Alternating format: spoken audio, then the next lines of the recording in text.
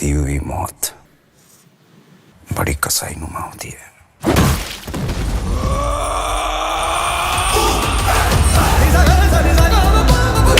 Action!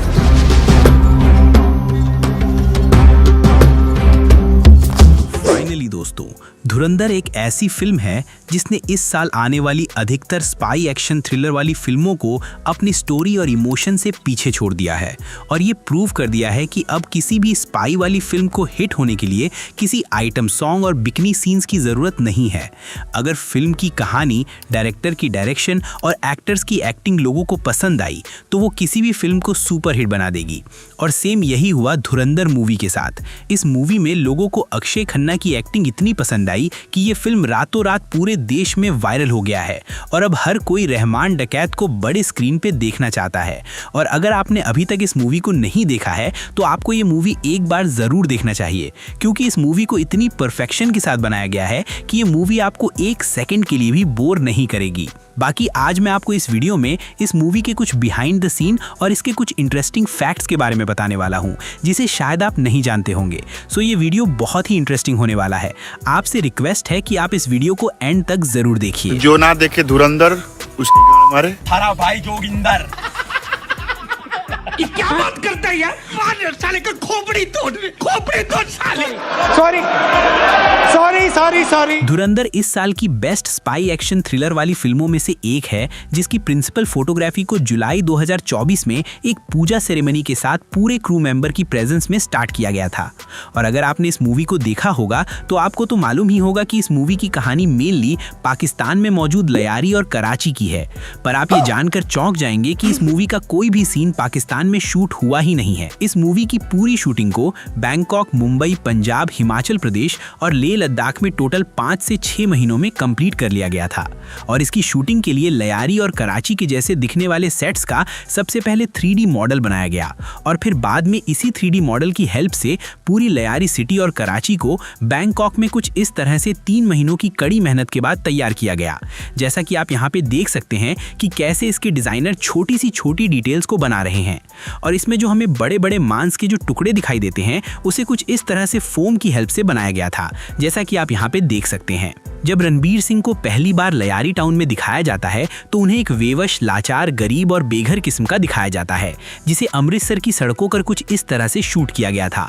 जैसा कि आप यहाँ पे देख सकते हैं कि इसके मेकर्स ने सिटी को छिपाने के लिए पर्दे का यूज किया है, पर फिर भी आप इसके पीछे मैकडॉनल्ड का शॉप देख सकते हैं। और फिर इसके बाद रणबीर सिंह यानी हमजा अली मजारी जूस की दुकान में काम करने लगता है और रहमान डकैत की गैंग में शामिल होने की कोशिश करता है। और जब रहमान डकैत के बेटे की मौत होती है तब पहली बार हमजा रहमान डकैत से मिलता है, यानी कि ये वाला सीन जिसमें हमें ये देखने को मिलता है कि रहमान डकैत को उसकी बीवी जोर से एक थप्पड़ मारती है, जो कि इस मूवी में बेहद ही इमोशनल और इम्पोर्टेंट सीन था। पर इस सीन को शूट करते टाइम अक्षय खन्ना यानी रहमान डकैत को सिर्फ एक थप्पड़ नहीं बल्कि टोटल 7 थप्पड़ खाना पड़ा था, क्योंकि जब इनको थप्पड़ पड़ती थी तो कोई न कोई एक्टर कभी हंस देता था तो कभी कोई और गलती कर देता था। और इस सीन को देखकर ऐसा लगता है कि अगर रणबीर सिंह अपनी हंसी को थोड़ी सी और कंट्रोल नहीं होती तो इनको 8वां थप्पड़ भी पड़ सकता था, क्योंकि आप रणबीर सिंह को देख सकते हैं कि ये अपनी हंसी को किस तरह से कंट्रोल कर रहे हैं।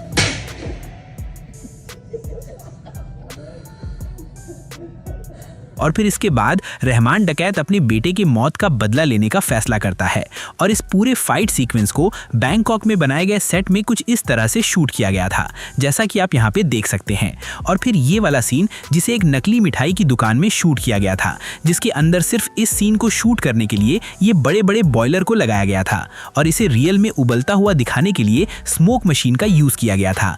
और फिर कुछ इस तरह से अलग अलग कैमरा एंगल से इस सीन को शूट किया गया, जैसा कि आप देख सकते हैं। Smoke up, bubble.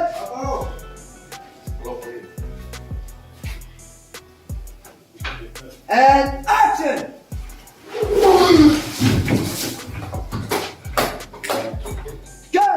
और अब आप उस सीन को शूट होता हुआ देख सकते हैं जिसमें हमजा बाबू डकैत की टेम्पो को अपनी गाड़ी से कुछ इस तरह से उड़ा देता है, जिसे रियल टेम्पो और वायर्स की हेल्प से शूट किया गया था। और फिर आपने ये नाइट क्लब वाला सीन तो देखा ही होगा, जिसमें हमजा और यलीना का कुछ पुलिस वाले पीछा करने लगते हैं, जिसे चंडीगढ़ के क्लब में ही और रोज गार्डन एरिया के आसपास कुछ इस तरह से शूट किया गया था। और इस वाटर पाइपलाइन इनॉग्रेशन वाले सीन को भी चंडीगढ़ में ही सुखना झील पे कुछ इस तरह से शूट किया गया था। और अब आप उस सीन को शूट होता हुआ देख सकते हैं जहां रहमान डकैत अपनी पहली डील के लिए आते हैं, जिसे इस मूवी में बलोच यूनाइटेड फोर्स का कैंप दिखाया गया है। पर इस सीन को लेह लद्दाख के 13,000 ऊंचाई वाले जगह पे शूट किया गया था।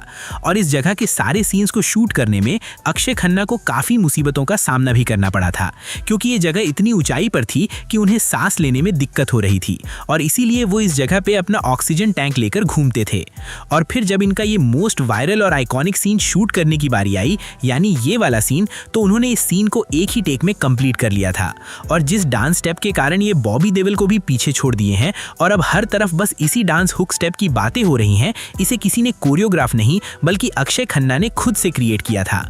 और इस सीन में जितने भी बलोच आर्मी दिखाई देते हो वो सिर्फ 25 से 30 साल के जूनियर एक्टर्स थे, जिन्हें कुछ इस तरह से हैवी मेकअप करके कुछ इस तरह के बलोच आर्मी में कन्वर्ट किया गया था। इस मूवी में जितना जोरदार काम रहमान डकैत यानी अक्षय खन्ना ने किया है, उतना ही जोरदार काम एसपी चौधरी असलम यानी कि संजय दत्त ने किया है। और इस मूवी में सिर्फ ये एक ही आदमी है जिससे रहमान डकैत भी डरता था। और यहाँ पे आप उस ब्रिज वाले सीन देख सकते हैं जिसमें एसपी चौधरी असलम रहमान डकैत को गिरफ्तार कर लेता है।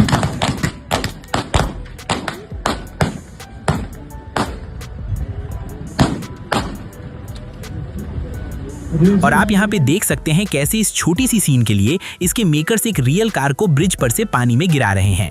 अगर मेकर्स चाहते तो बिना ब्रिज को नुकसान पहुंचाए, बिना किसी रियल कार को क्रैश किए भी इस सीन को वीएफएक्स की हेल्प से इजीली बना सकते थे, पर मेकर्स की गांड मस्ती तो देखो। और यहाँ पे आप इस सीन के जस्ट पहले वाले सीन को शूट होता हुआ देख सकते हैं, जिसमें रहमान डकैत का बेटा बीमार पड़ जाता है। और फिर इसके बाद हमें इस मूवी का मोस्ट ब्रूटल सीन देखने को मिलता है, जिसमें अर्जुन रामपाल का कैरेक्टर एक इंडियन जासूस को बहुत ही बुरी तरह से टॉर्चर करता है, जिसे बड़े स्क्रीन पे इस एक्टर को पहचानना तो बहुत मुश्किल था, बट आप इस बिहाइंड द सीन में देख सकते हैं इस सीन में ये एक्टर था जिसे टोटली मेकअप और प्रोस्थेटिक की हेल्प से कुछ इस तरह का घायल दिखाया गया था। बाकी सब लोग इस डांस वाले सीन की तारीफ कर रहे हैं, पर इससे भी ज्यादा पावरफुल और इंटेंस एक्टिंग अक्षय खन्ना ने इस सीन में किया है,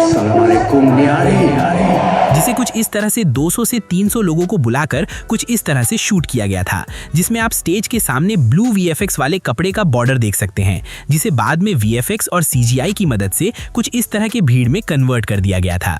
बाकी आपको इन दोनों सीन्स में से कौन सा सीन ज्यादा इंटेंस और पावरफुल लगा, आप मुझे कमेंट में जरूर बताएं। और वैसे तो इस मूवी ने अब तक टोटल 500 करोड़ की कमाई करके कई सारे फिल्मों को पीछे छोड़ दिया है। और इस मूवी में आपको जितने भी एक्टर दिखते हैं वो सारे के सारे धुरंधर ही हैं, चाहे वो आर माधवन हो या फिर अर्जुन रामपाल। इस फिल्म के सभी एक्टर ने अपना बेस्ट परफॉर्मेंस दिया है। पर क्या आप जानते हैं कि इस मूवी में काम करने के लिए इसके स्टार कास्ट ने कितने पैसे लिए हैं? रणबीर सिंह को इस मूवी में लीड रोल के लिए टोटल 50 करोड़ दिए गए हैं, तो वहीं अक्षय खन्ना को 2.5 करोड़ ही दिए गए हैं। संजय दत्त ने एसपी चौधरी असलम के रोल के लिए 10 करोड़, तो वहीं आर माधवन को 9 करोड़ दिए गए हैं। और इस फिल्म की एक्ट्रेस सारा और अर्जुन रामपाल को 1-1 करोड़ दिए गए हैं। बाकी इन सभी एक्टर्स में से आपको किसका परफॉर्मेंस बेस्ट लगा, आप मुझे कमेंट में बताएं। तो चलिए, this is end of this video. और अगर आपको ये वीडियो पसंद आया हो तो do like this video, share, comment and don't forget to subscribe VFX वाला।